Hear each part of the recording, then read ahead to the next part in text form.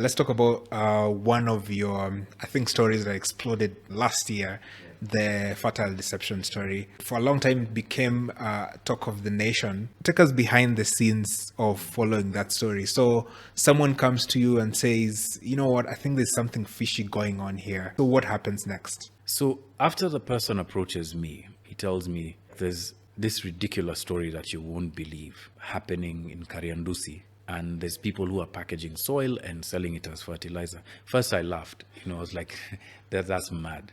But I want to take you back a couple of years to tell you why sometimes it's important to listen to what people are saying. It was 2011 thereabouts. We were doing the county edition. And my boss comes and tells me, LK, Linus Kaikai at the time, he tells me, John, I don't want you anchoring this weekend.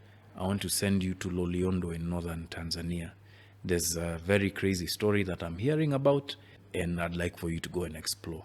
And I asked him, what's the story? Apparently, there's some herbalist who's giving people medicine, and people are saying that they're healed. And so we go with just that open-mindedness and that journalistic curiosity. And we find what to me is, in all of the stories that I've done, perhaps the most interesting story to have watched unfold. And so now coming to 2022, when this person approaches me, I'm like, yeah, that sounds crazy, but I've seen crazy stuff. So I sent someone from our team to see what's going on, and he comes back and he shows me footage, and I'm like, yo, this is mad.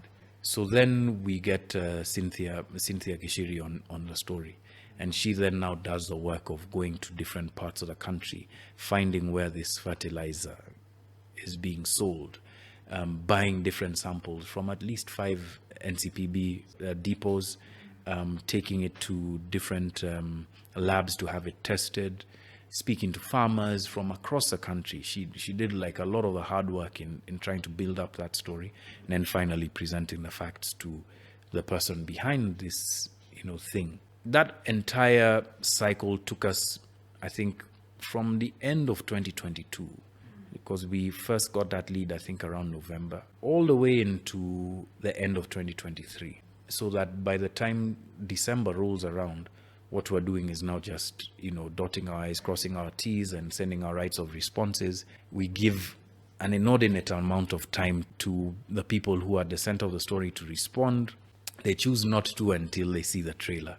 And then there's now like a rush, oh, can we talk? Oh, can I fly you here? Someone called me and told me, I'll even take you in a chopper to the place to show you how these things are working. Like a lot of stuff went on behind the scenes. But ultimately we get out with the story. And as they say, the rest is history.